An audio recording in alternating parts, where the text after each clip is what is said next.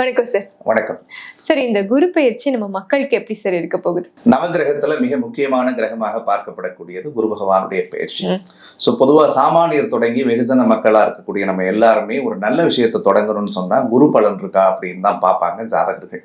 அது கல்யாணம் பண்றதா இருக்கட்டும், காது குத்துறதா இருக்கட்டும், ஒரு வீடு வாங்குறதா இருக்கட்டும், ஒரு பால் காய்ச்சறதா இருக்கட்டும், சுபகாரியம் அப்படின்னு எடுத்துக்கிட்டாலே குருவினுடைய ஆதிக்கம் ஒரு ஜாதகத்துக்கு குரு பலன் தரக்கூடிய இடத்தில் இருந்தால் அவங்க எதை வேணாலும் செய்யலாம் அப்படின்னு நம்ம சொல்லுவோம். சோ அப்படிப்பட்ட நவகிரகத்துல நல்ல கிரகமாக விளங்கக்கூடிய குரு பகவான் கிட்டத்தட்ட ஒரு வீட்டுக்கு ஒரு வருட காலங்கள் இருந்த ஒரு பலன் தருவாரு. சோ இந்த குரு பெயர்ச்சி வாக்கிய பஞ்சாங்கப்படி வரக்கூடிய மே மாதம் 26ஆம் தேதி இப்ப இருக்கக்கூடிய மிதுன ராசியில இருந்து தன்னுடைய அடுத்த ராசியான கடகத்துக்கு பயிற்சி ஆகிறார். சோ 12 வருஷத்துக்கு பிறகு குரு பகவான் கடகராசியில உச்சம் அடைகிறது அப்படின்றது ஒரு மிகப்பெரிய விசேஷம். குரு அப்படின்னு எடுத்துக்கிட்டாலே ரொம்ப நல்ல கிரகம் அப்படின்னு சொல்லுவோம். குரு தனத்துக்குரிய காரகன், பணம். அதே மாதிரி குரு குழந்தைக்குரிய காரகன். குரு கல்விக்குரியவர், ஞானத்துக்குரியவர், அறிவுக்குரியவர், சிந்தனைக்குரியவர் அப்படின்னு நம்ம அடுக்கிக்கிட்டே போலாம்.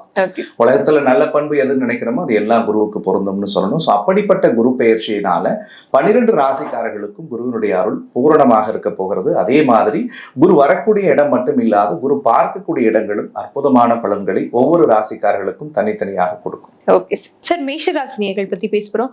அவங்களுக்கு இந்த குரு பயிற்சி எந்த மாதிரி பாசிட்டிவ்ஸ் எல்லாம் தரப்போகுது சார்? ஸோ மேஷராசிக்காரர்களை பொறுத்த வரைக்கும் 7.5 சனி இப்போ தொடங்கினதுக்கு பிறகு வரக்கூடிய ஒரு குரு பெயர்ச்சியா இது நம்ம பார்க்கப்படுது. குரு இதுக்கு முன்னாடி 3வது வீட்டுல இருந்தார். இப்ப தன்னுடைய அடுத்த வீடான 4வது இடத்துக்கு வர்றாரு. 4வது வீடு ஒரு ஜாதகத்துக்கு சுகஸ்தானத்தை குறிக்கும்னு சொல்லுவாங்க. அந்த இடத்துல குரு உச்சமடைஞ்சு வர்றது இந்த 7.5 சனியில அவர்களுக்கு ஒரு பெரிய மருந்தாகத்தான் இந்த குரு பெயர்ச்சி இருக்க போகிறது. குறிப்பா கடந்த ஒரு 2 வருட காலத்துல 7.5 சனி இப்ப ஆரம்பிச்சிருந்தாலும் 2 வருஷமாவே வேலை, தொழில், பண விஷயங்கள்ல மேஷராசிக்காரர்கள் ஒரு ஸ்திரத்தன்மையிலே இல்லை. கஷ்டப்படுறோம், போராடுறோம், வேலைக்கு போறோமே தவிர பெருசா அதனால ஒரு வளர்ச்சி இல்லை. பல பேர் வேலையை இழந்திருப்பாங்க, பல பேர் வேலையை விட்டுட்டு போயிடலாமா அப்படின்லாம் நினைச்சவங்க உண்டு. பொருளாதார ரீதியா நிறைய சவால்களை பல மேஷராசிக்காரர்கள் அனுபவிச்சுட்டு இருந்தாங்க. அப்படி இருந்தவங்களுக்கு ஒரு நிம்மதியை கொடுக்கக்கூடிய இடம் உச்சஸ்தானத்துக்கு வரார். 4வது வீடுன்றது ஒரு ஜாதகனுக்கு தாயை குறிக்கக்கூடியது, மனையை குறிக்கக்கூடியது, வீடு, தொழில் சார்ந்த விஷயங்களை குறிக்கக்கூடியது. குறித்து வச்சுக்கலாம். மேஷராசி இந்த வருஷத்துல ஒரு புது சொத்து வாங்குறதுக்குரிய வாய்ப்பு இருக்கவங்களுக்கு ஒரு புது வீடு கட்டக்கூடிய அனுகூலத்தை ஏற்படுத்தும். ரொம்ப நாளா ஒரு கார் வாங்கணும் அப்படின்னு நினைச்சிட்டு இருக்க சார் அப்படின்னா கண்டிப்பாக இந்த வருடத்தில் அந்த வண்டியை நீங்க வாங்க போறீங்க. தொழில் தொடங்குவதற்கு ஏதுவான காலம். விரைய சனி இப்ப நடந்துட்டு இருக்குது. இந்த விரைய சனி பீரியட்ல அவங்க ஏதாவது பிசினஸ் ஸ்டார்ட் பண்ணலாம். அவங்க பண்ற இன்வெஸ்ட்மெண்ட் கடவுள் புண்ணியத்துல ரொம்ப பாசிட்டிவா இருக்குன்னு சொல்லணும்.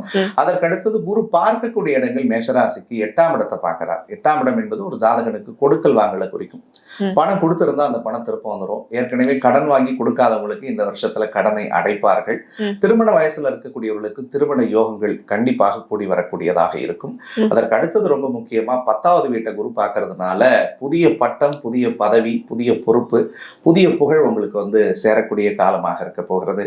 சார், கஷ்டப்பட்டு சம்பாதிச்சு கொண்டு வந்திருந்தாலும் கூட என் தேவைக்கு என்னால செலவு பண்ணிக்க முடியல, நான் எல்லாருக்கும் கொடுத்துட்டு என்கிட்ட காசு இல்லாம நான் கஷ்டப்பட்டு இருக்கேன் அப்படின்னு புலம்பிய மேஷராசிக்காரர்கள் இந்த குரு பெயர்ச்சியிலிருந்து உங்களுக்காக நீங்க வாழ தொடங்க போறீங்க. அந்த குரு பகவான் அந்த அருளை கொடுக்க போகிறார். 12ஆம் இடத்தை சனி இருக்கக்கூடிய இடத்தை உச்சமான குரு பார்க்கறதுனால 7.5 சனியோட தாக்கம் முதல் ஒரு வருஷத்துக்கு கண்டிப்பா இருக்காது இவங்களுக்கு. அதே மாதிரி நிறைய பேர்த்தோட வெளிநாடு கனவுகள் இவங்களுக்கு நனவாகும். இம்போர்ட் எக்ஸ்போர்ட் ரிலேட்டடா பிசினஸ் பண்றவங்களுக்கு பெரிய யோகத்தை கொடுக்கும். சாமி கும்பிட்டும் பலன் கிடைக்கலன்னு சொல்லி வருத்தப்பட்ட மேஷராசிக்காரர்களுக்கு தெய்வ அனுகூல பிராப்தங்கள் கிடைக்கும். குறிப்பா சுபவரைய செலவுகள் குடும்பத்துல செய்யக்கூடிய ஒரு அற்புதமான குரு பெயர்ச்சியாக இந்த குரு பெயர்ச்சி வருது. ஓகே சார், இப்போ சேஞ்ச் வரும்னு சொல்றீங்க. இப்போ திருமணத்தை பத்தி சொல்றீங்க. திருமண வாழ்க்கை பொறுத்த வரைக்கும் எப்படி சார் இருக்கு? திருமண வாழ்க்கையை பொறுத்த வரைக்கும் மேஷராசிக்காரர்களுக்கு கடந்த ஒரு 2 வருட காலங்கள் கொஞ்சம் சவாலாகத்தான் இருந்திருக்கும். ஏன் லாஸ்ட் ஒரு வருஷத்திலேயே அவங்க வரன்கள் பார்த்திருந்தாலும் கூட பெருசா அமைஞ்சிருக்காது. அதுக்கு காரணம் 3ல குரு மறைஞ்சிருந்து குரு பலன் இல்லாத ஒரு காலமா இருந்தது. 4வது இடத்துக்கு குரு உச்சமடைஞ்சு அட்டமஸ்தானம் அப்படின்றது மாங்கல்யத்தை குறிக்கக்கூடிய இடம். அந்த இடத்தை பார்க்கறதுனால கண்டிப்பாக திருமணம் ஆகாதவர்களுக்கு கூடி வரும். நீங்க கேட்ட மாதிரி அழகா திருமணம் ஆகி பிரச்சனை, கருத்து மோதல், பிரிவு அப்படி வாழ்ந்துட்டு இருக்கிறவங்க எல்லாம் இணக்கமாக சேரக்கூடிய காலமாக இந்த வருடம் கண்டிப்பாக அமையும். ஓகே சார், கடன் பிரச்சனைகள் தீருமா சார் இந்த டைம்? நிச்சயமா தீருங்க. ஏன்னா 10வது வீட்டை குரு பார்க்கறாரு. 10 குரு பார்க்கறதுனால கண்டிப்பா பண ரீதியான விஷயங்கள்ல ஒரு பெரிய முன்னேற்ற பலன் கிடைக்கும். சோ பைனான்சியல் டெவலப்மெண்ட் இருந்துச்சுன்னா தானாவே கடனை அடைக்கக்கூடிய சிந்தனைகள் அவங்களுக்குள்ள வந்துடும். லாஸ்ட் ஒரு 1.5 வருஷம் நிறைய ஸ்ட்ரகிள் பண்ணாங்க பண விஷயத்துக்குலாம். பட் அந்த கஷ்டங்களை கடவுள் கண்டிப்பா இந்த வருஷத்துல மாத்தி தருவார். ஓகே சார், ஏதாவது வம்பு வழக்குகள் இருந்திருக்கும்ல, அதுல இருந்து விடுபடுமா இந்த டைம்? குரு 8வது வீட்டை பார்க்கறதுனால நிச்சயமா வம்பு, வழக்கு, கொடுக்கல் வாங்கல் பிரச்சனை, டாக்குமெண்ட் சம்பந்தமா இருந்த தடைகள் பிரச்சனை, அது எல்லாமே இவங்களுக்கு சாதக பலன்களை தரும். கூட்டு தொழில், புதிய நபர்களுடைய அறிமுகம், கூட்டாளிகளால் ஏற்படக்கூடிய நல்ல விஷயங்கள்லாம் இவங்களுக்கு இனிமேல் பூரணமா கிடைக்கும். Okay sir. மாணவர்கள், பெண்களுக்கு எப்படி சார் இருக்கு? படிக்கக்கூடிய மாணவர்களை பொறுத்த வரைக்கும் கல்வியில கொஞ்சம் மந்தமா தான் இருந்தாங்க கடந்த காலகட்டத்தில். ஏன்னா குருவும் சாதகமா இல்லை, 7.5 சனியும் கொஞ்சம் ட்ரபிள் பண்ணிட்டே இருந்தது. ஜூனுக்கு பிறகு அவங்களுக்கு விரும்பிய துறையில சீட்டு கிடைக்கும்.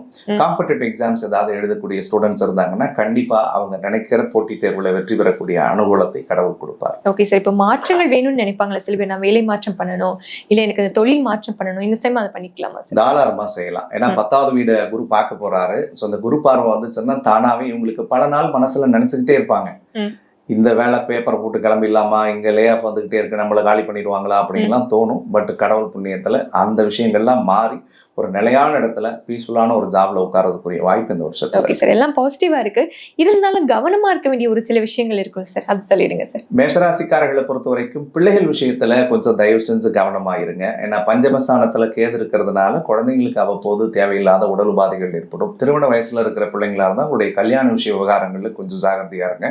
11ல ராகு இருக்கிறதுனால பணம் அதிகமா வேணும்னு சொல்லி ஓட தோணும் இந்த காலகட்டங்கள்ல. தேவையில்லாத இன்வெஸ்ட்மெண்ட் எதுவும் பண்ணி மாட்டிக்காதீங்க. அது ஒண்ணு மட்டும்தான் அன்பான வேண்டுகோள். 1000 விஷயங்களை சாதகமா சொன்னாலும் 7.5 சனி தான். நான் எப்பவுமே சனி நீதிமான் அப்படின்லாம் போய் சொல்ல மாட்டேன். சனின்னு வந்துட்டாலே அதை அனுபவிச்சவங்களுக்கு தெரியும். அப்போ வாழ்க்கையில தப்புன்னு நினைக்கிற விஷயத்த செய்யாம நல்லதை நோக்கி இவங்க பயணம் பண்ணா அவங்களுடைய வாழ்வு கண்டிப்பாக ஒரு மிகச்சிறந்த வெற்றியை தரும். Okay sir. குறிப்பா இந்த குரு பயிற்சியில அவங்க எந்த மாதிரி தெய்வங்கள் வழிபடணும்? முருகப்பெருமானுடைய வழிபாடு மேஷராசிக்காரர்களுக்கு ஒரு மிகச்சிறந்த பலன் தரக்கூடியதாக இருக்கும். மனசுக்கு பிடிச்ச முருகன் கோவில் எங்க இருந்தாலும் மனதார அந்த முருகப்பெருமானை வழிபட்டுட்டு வாங்க. உங்களுடைய வாழ்க்கை கண்டிப்பாக மிகப்பெரிய வெற்றியை நோக்கி செல்லும். கண்டிப்பா சார். நன்றி. தேங்க்யூ.